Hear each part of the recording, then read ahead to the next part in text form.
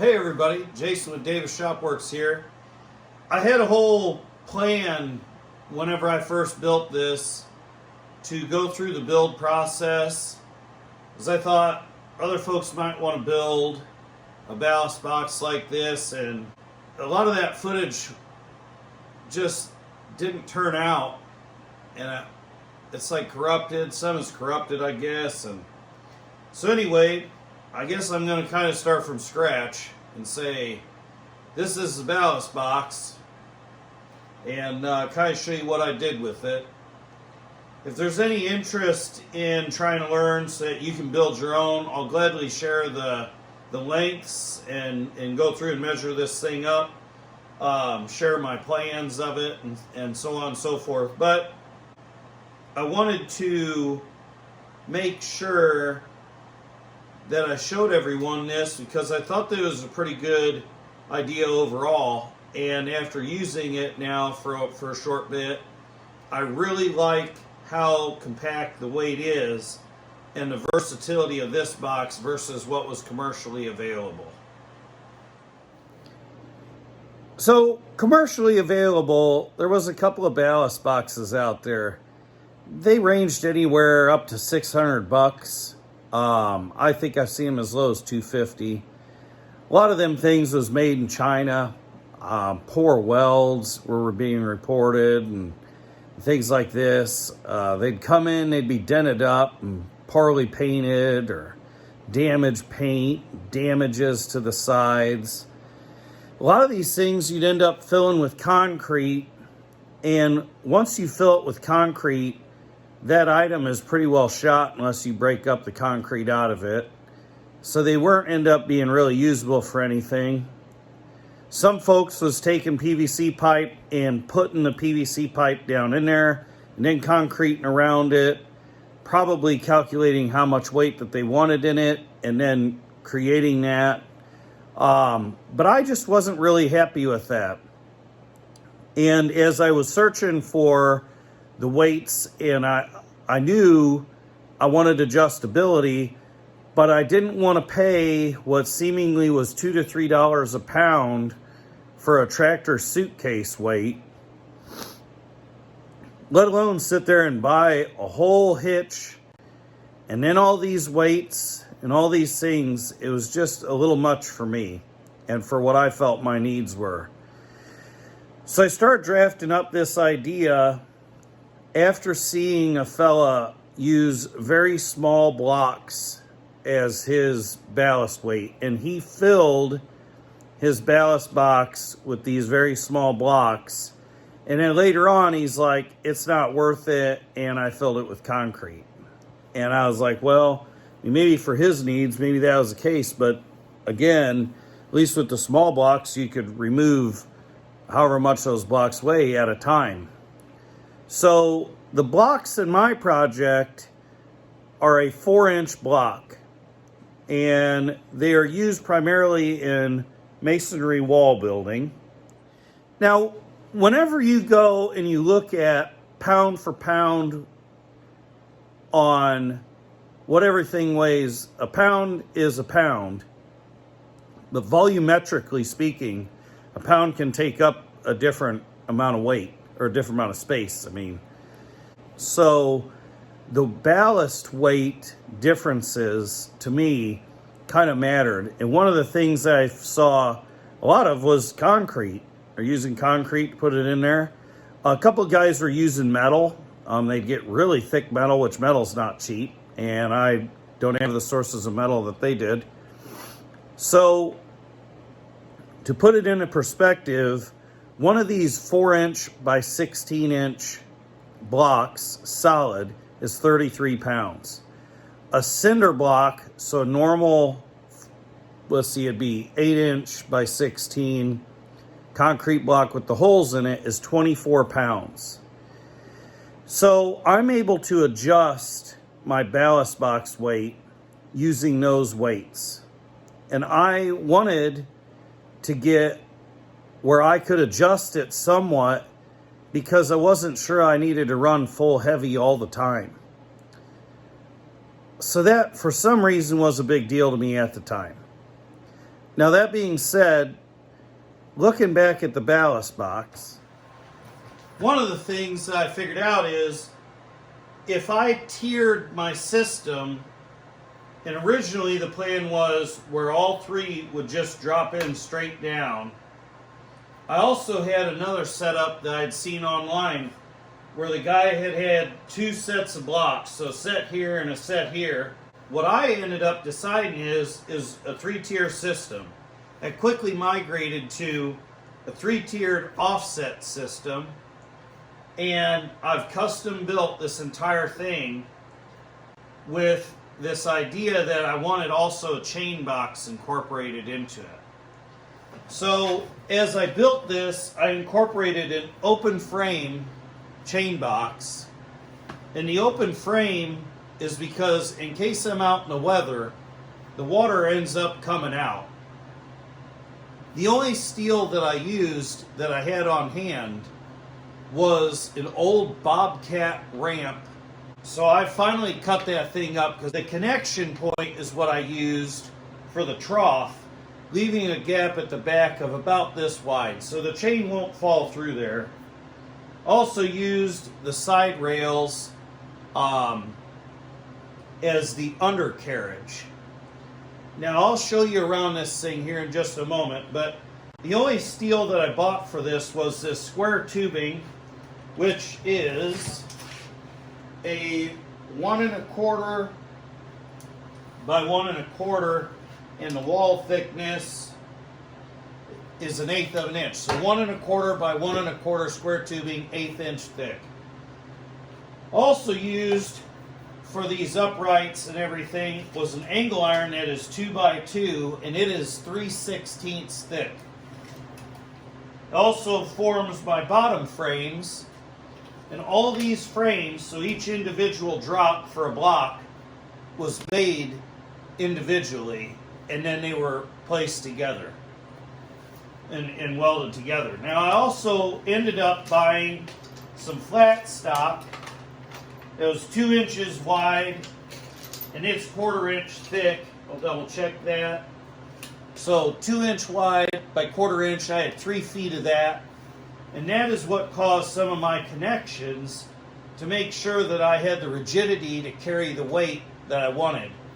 All told, with the steel in this thing, chains out of the box, this weighs in at 110 pounds. So let me show you around this. So as you can see here as a side view, this framework here stands out a little bit. And the reason why I stood that off was bumping around into things and whatnot. But I had this steel here for another project, which was the uprights that hold my pull plate. Now, one of those uprights for pull plate, like I said in that video, was to do like outboard motor and this and that. The other thing is my entire idea for this was the adjustability. So as you see, I've got 33 pounds, 24 pounds, 33 pounds. So there's 66 pounds. Let's see, so 66, 4 is 70, 80, 90. So there's 90 pounds sitting here. And I can increase this, just this one side, I can increase this to 4 33-pound blocks. So 33, 66, 99, 102, so 132 pounds. No, 122 pounds. So 122 pounds, plus if I got myself one of these thinner blocks to cap it off, because it actually dropped down just slightly more. You go with another thinner block and you add, I don't know, another 5 to 10 pounds, I guess. With that being said, the total weight, I'm at that 500 mark. So how did I come to the 500 mark? So the 500 pounds comes from, in the manual, the loader manual for the FL 1805 manual, it states on axle weight, and it starts to talk about a percentage, which was, I think, 25%. So what I ended up figuring out on paper is 2,000 pounds with the loader and everything. I did some math with like CA6, or it's also known as grade 8. I think other parts of the country call it something else because I've seen guys spread rock that looks just like it and they call it something else. Anyway, it's a lime mixture with rock in it that's used for driveways. So take that for whatever they call it wherever you're at. And I knew that my bucket, due to some calculating, because I couldn't find it anywhere what size bucket that was. The original bucket to this, which I have, I don't use another bucket, is, for all intents and purposes, appears to be 4.1 cubic foot. Now that, I'm going to say, is a little rough, so I went with 4 cubic foot. I found out how much CA6 weighs, and it looked like that the weight would be around 120 pounds per cubic foot. So after I did all this math and talked to a couple of my friends, they said 500 pounds would be pretty good. Oddly enough, that's exactly what my grandpa said that I needed before this all started. He stated to me, if I was you, I'd get 500 pounds ballast weight. And at the time, I thought that was nuts. And I know if he watches this, hopefully he starts laughing, because I didn't know, but I thought, man, 500 pounds is a lot of weight. That's silliness. So the box blade that I bought with the tractor weighs 384 pounds. It's made by Bad Boy. It's a 4-foot box blade. The problem is it's 52 inches wide. So the Ballast Box project really took off with some measurements and how to arrange these blocks. So let's go into that. So trying to get something that is small and compact, my total width is just over 28 inches. My total height is going to be a little bit varied, but we can take it off of the bottom of this bracket here that goes over that drawbar. And just at the top of the box is right under 18, so we're looking at 17 3/4. If we drop in over here, we hopefully hook a measurement here. We look at that P bracket that I made. We're at like 21 inches, let's say. 21 inches.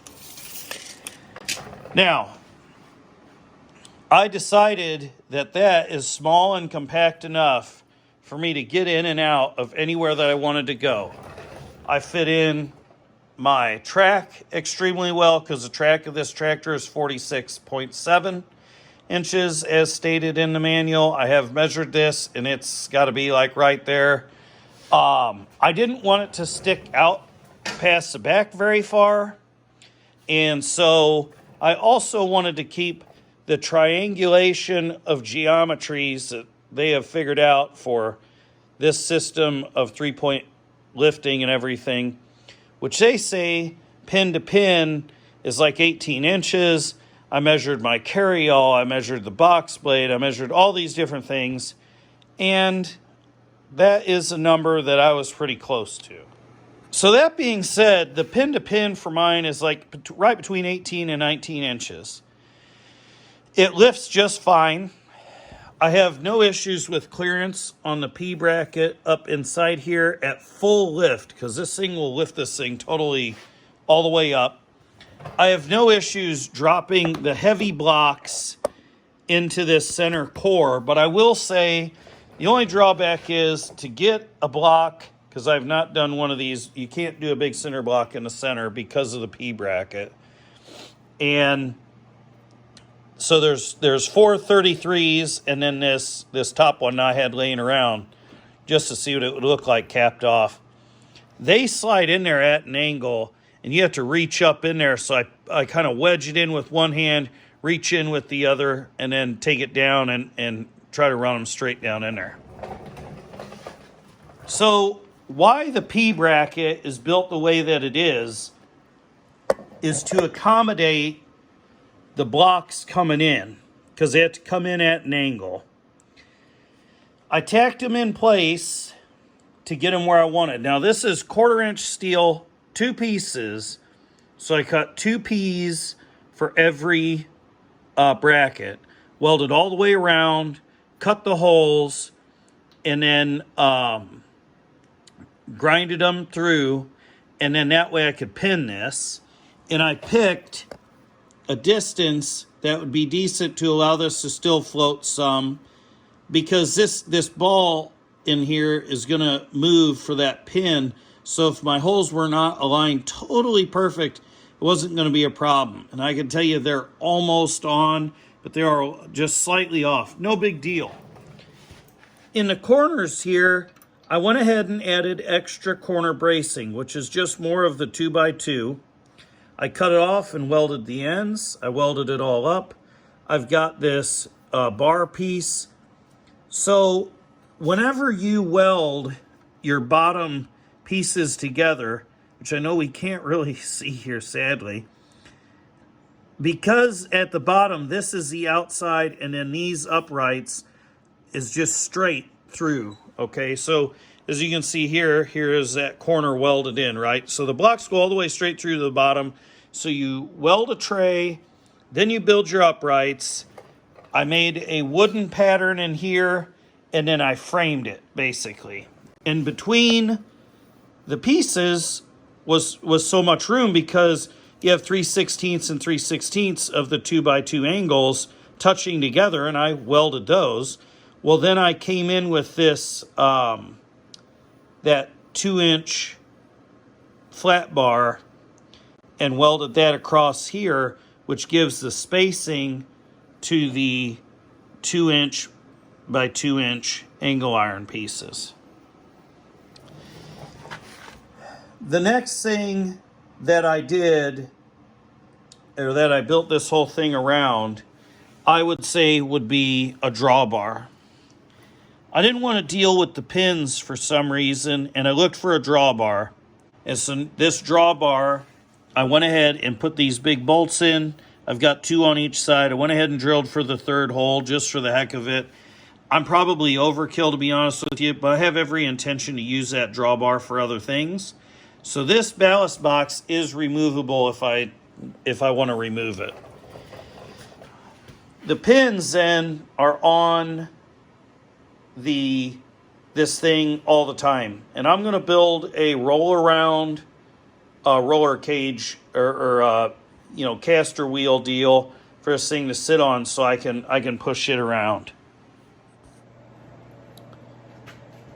So a little bit more on the weight subject is, whenever you're looking at $2 to $3 per pound on a weight, whether it's used or new, it really varied wildly. And then shipping them, I mean, there's places you can buy them on, and I would have loved to have done that and bought a hitch and all this stuff. But then I thought, man, I'm going to have all this stuff laying around. And, I saw Tractor Time with Tim. He has this like heavy hitch, which I think is really amazing. And then he has like a cart that the weights sit on. And I was like, man, that would be so cool. But I was going to be shelling out a ton of money to get all this. And it would have lasted me a lifetime. And I get it, but I can buy a 33-pound concrete block for like $1.50. And that was hard to swallow and say, honey, can I spend on 100 pounds of weight whenever I need 5 of them or 6 of them? Can I spend several $100s on this bracket system? And then I gotta buy the weights, and then I gotta buy and anyway, pulling it up on a website and having it be like $2,000, I couldn't do it. So I might have a lot of time in building this thing, but for me, it made sense. It gave me something to do, a sense of accomplishment, and I've got a one-off ballast box. A few negatives of the ballast box. About the only ones I can really note is I spent a lot of time building this. and that was quite a bit. And then I spent a lot of time cleaning it up and priming it and painting it. And I might do a separate video of some of the footage that I have and try to speed it up. If anybody's interested even watching something like that. But on this main one, I just wanted to say that this ballast box for me proved to be pretty awesome. And it was a great build. I had a fantastic time doing it. And that was really what it was worth. I got to put some of these different talents that I have to use and talk with people and discuss things. Talk my grandpa's ear off too. But I have a chain box integrated in. I've got the blocks and the adjustability. The center set of blocks is not really meant to be adjusted. That's like for sure weight in this thing. And so that's why I kind of capped it off the way that I did. So I have no intentions in trying to adjust that kind of weight there. So if we're at 110 pounds and I pull the two side saddles out, that 110 pounds is like 242 pounds plus whatever that other block weighs. Not bad. So one of the other benefits to building my own ballast box is something that kind of came up at the end. I was talking to my other buddy who lives right across the street from me, and I said, you know, I just got to cap these little holes off. He said, why? I'll just leave them open. And I was like, yeah, why not? I'll just leave them open. Who cares? Well, later on, I got to thinking about it, and I'm going to design a set of side saddles for this that I'll be able to hook into here and carry tools on both sides of this thing. Say like shovels or things like that. And I haven't designed that out yet. I've not been that concerned about it because I haven't started using it for that kind of work. But at least there I've got some maneuverability to do the same thing as those other guys are doing with PVC pipes and the concrete and all that. And like I said, it's fully adjustable and fully built up. So I'm going to get plenty of use out of this thing. And I can tell you already that the tight spaces I've been in and out of, because of the box blade sticking out so far, or being way wider than the tractor is, because it is a 4-foot box blade, but it's sitting at 52, 53 inches wide. I don't have any of that to worry about with this thing. So if you have any interest at all in building your own ballast box, and you like this design, and you're good with the 500-pound rough number there, and that's what you're looking for, and you want the integrated chain box, there is some things that you can do to change to get that. I also have the suggestion for some steel for that bottom framework that you could buy instead of like me cutting up an old Bobcat frame just so I could get rid of it. If that's the case, I can provide you with those details and numbers and everything. I know cost-wise, minus my time, I'm probably the same cost as what you could buy that Chinese junk box for. And that's fine if that's what you want to do. But if you want something that's more adjustable and everything else, and I feel like looks a hell of a lot better, takes up way less space than that other thing, and you also got a little more versatility to it, hit me up in the comments, and we'll get these numbers out. I can even do maybe a video going over some of the drawings and stuff and get all the figures out if that's what we're interested in. But otherwise, I appreciate your time checking out my ballast box, and I appreciate the likes and subscriptions I've been getting. Y'all have a great day and take care of yourselves. See you in the next video.